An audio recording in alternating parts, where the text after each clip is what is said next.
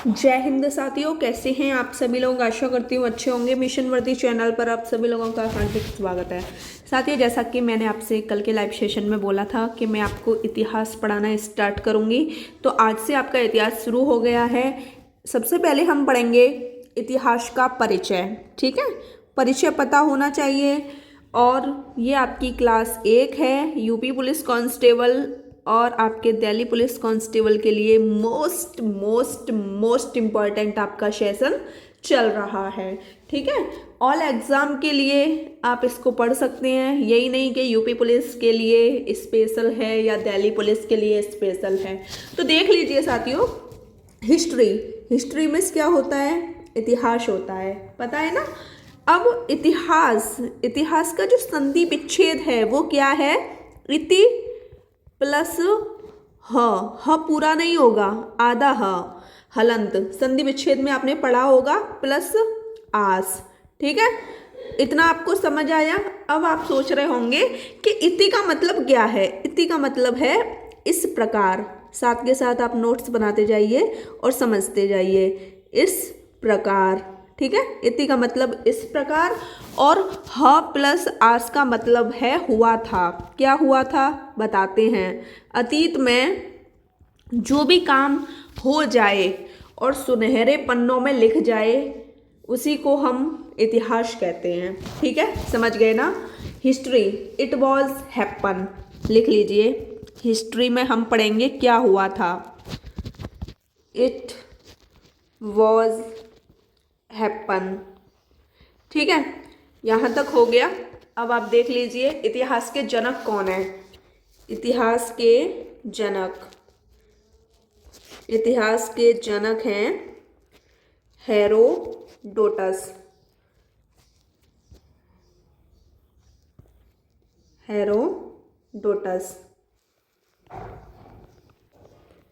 अब आप सोच रहे होंगे ये कहाँ के रहने वाले हैं। यूनान के हैं, पूछा जाता है। हेरोडोटस की एक बुक है, इस बुक का नाम है हिस्टोरिका। ठीक है, यहाँ तक आप समझ गए।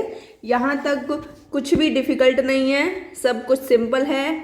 इतिहास का परिचय हम लोग पढ़ने वाले हैं। ठीक है साथियों, अब मैं आपको बताऊंगी कि जो हमारा इतिहास है, हमने अपने इतिहास को कितने भागों में बांटा है। इतिहास का विभाजन। ठीक है, इतिहास को हमने 3 भागों में बांटा है।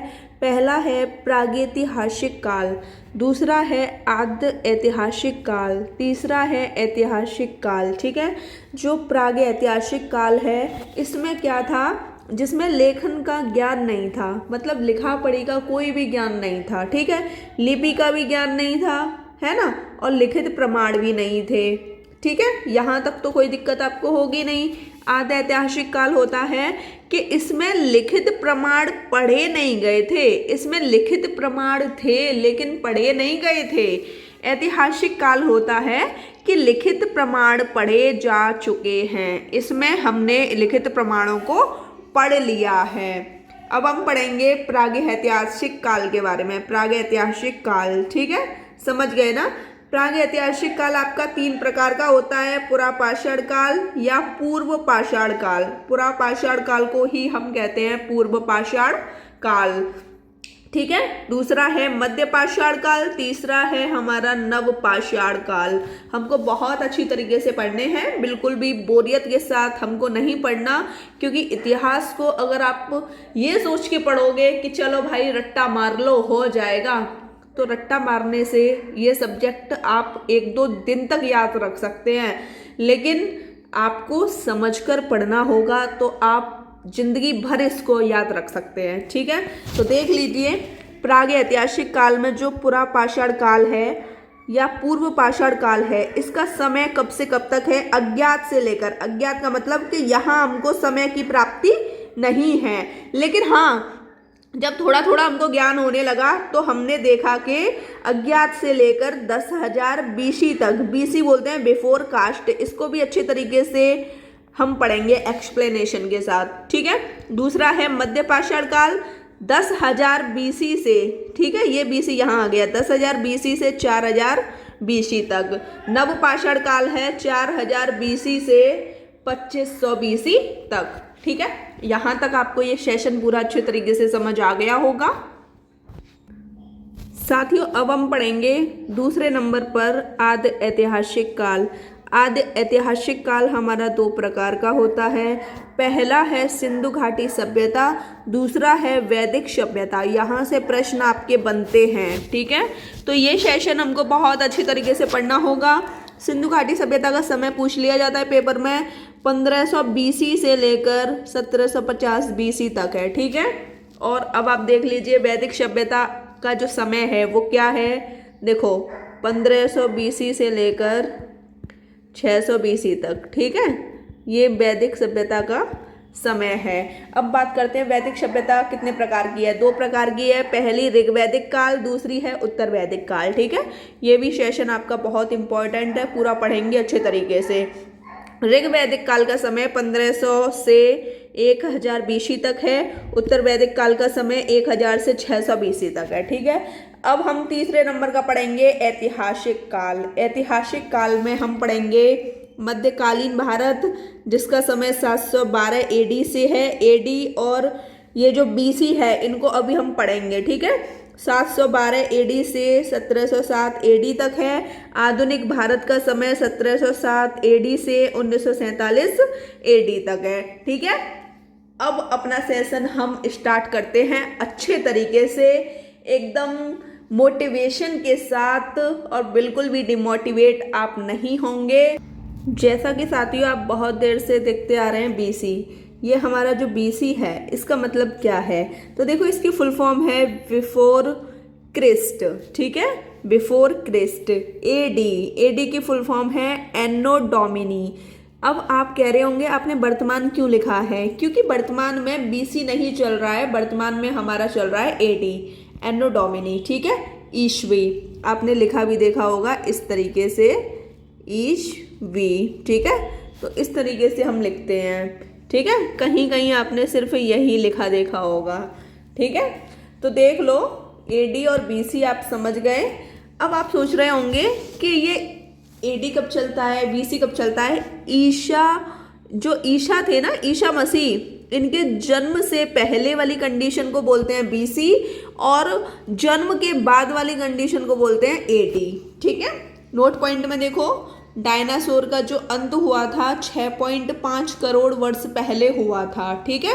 और डायनासोर बिल्कुल खत्म हो गए थे। फिर मानव का जो विकास हुआ था किस तरीके से हुआ था, कैसे हुआ था, ये हम सब कुछ पढ़ेंगे। डायनासोर का जो अंत हुआ था उसका कारण था पृथ्वी से उल्कापिंड का टकराना, ठीक है। अब हम पढ़ेंगे मानव विकास के बारे में। यहाँ से आपको सेशन पढ़ना है, बहुत इंपॉर्टेंट आपका सेशन चल रहा है, ठीक है। मानव विकास का सिद्धांत किसने दिया, चार्ल्स डार्विन ने, बहुत इंपॉर्टेंट है। ये कहाँ के थे, इंग्लैंड के, ठीक है। इनकी बुक कौन सी है, ओरिजिन ऑफ स्पेसीज, बहुत इंपॉर्टेंट है। 1869 ईस्वी में, सॉरी 69 नहीं, 1859 ईस्वी में इन्होंने लिखी थी। दूसरी बुक है इनकी डिसेंट ऑफ मैन, इन्होंने 1871 ईस्वी में लिखी थी। भाई मानव विकास का जो सिद्धांत है इन्होंने दिया है, तो इनकी दोनों बुक आपको याद होनी चाहिए, सन भी याद होनी चाहिए, और आपको ये भी पता होना चाहिए कि चार्ल्स डार्विन कहाँ के थे, ठीक है। बहुत इंपॉर्टेंट आपका सेशन चल रहा है। आप इसको आज से ही अपनी फेयर कॉपी में लिख लीजिए और डेली रिवीजन आप करिए, ठीक है। साथियों अब मैं आपको बताऊंगी कि जो आदि मानव का विकास हुआ था वो किस क्रम में हुआ था। 40 लाख वर्ष पहले आदि मानव का जो विकास हुआ था, सबसे पहले आपकी जो प्रजाति आई थी वो आई थी होमोनिड्स, ठीक है, जिसमें मानव सदृश प्राणी था, मतलब मानव के जैसा दिखने वाला प्राणी था, ठीक है। अब बात करते हैं इसके बाद कौन सी प्रजाति आई, तो ये है रामापिथेकस, ठीक है। इसमें जो मानव था, इस प्रजाति में मानव की तरह दिखने वाला जो प्राणी था वो आधा झुककर चलता था। इसमें हमको पता लग गया था रामापिथेकस में कि जो मानव है वो कैसा चल रहा है, आधा झुककर। और ये हमको कहाँ से पता लगा, अफ्रीका महाद्वीप से, ठीक है। ऑस्ट्रेलोपिथेकस ये कहाँ की है, ये भी आपकी अफ्रीका से पता लगी थी। पहला बानर मानव जो सीधे चला, यहाँ पर तो झुककर चला और यहाँ सीधे चला, ठीक है। अगला है जावा मानव, ये जावा द्वीप से पता लगा, ठीक है। होमो इरेक्टस, जावा मानव, इसका नाम था होमो इरेक्टस। इसने किसकी खोज की? अग्नि की खोज की, ठीक है। पत्थरों से पहले आग जलाते थे, ये बहुत ही टैलेंटेड माना जाता है क्योंकि इसने अग्नि की खोज की। इसके बाद पैकिंग मानव आया जो कि चाइना का था। इसके बाद आया निएंडरथल मानव जो कि ये वाली प्रजाति है निएंडरथल प्रजाति, जो कि आधुनिक मानव के करीब मानी जाती है। ये हमको कहाँ से पता लगा? जर्मनी से, ठीक है। इसके बाद आपकी प्रजाति है कॉमेगनोव जो कि फ्रांस की थी। होमोसैपियंस के पूर्वज की ये प्रजाति मानी जाती है, ठीक है। इसके बाद है आपकी आधुनिक मानव जो कि होमोसैपियंस से संबंधित है। पामीर के पठार में ये प्रजाति पाई गई। आज के सेशन में मैं आपको सिर्फ इतना ही पढ़ाऊंगी। वीडियो कैसी लगी कमेंट सेशन में अवश्य बताइएगा। आज रात 8:30 बजे लाइव सेशन होगा। उस लाइव सेशन में मैं आपसे हिस्ट्री की क्लास पूछूंगी और सर ने जो हिंदी में जो सर ने कराया है ना, हिंदी भाषा का इतिहास एवं बोलियां वाला चैप्टर पूरा मैं आपसे पूछूंगी, ठीक है साथियों। वीडियो अच्छी लगी हो तो चैनल को सब्सक्राइब कीजिएगा, लाइक कीजिएगा, शेयर कीजिएगा। जय हिंद साथियों।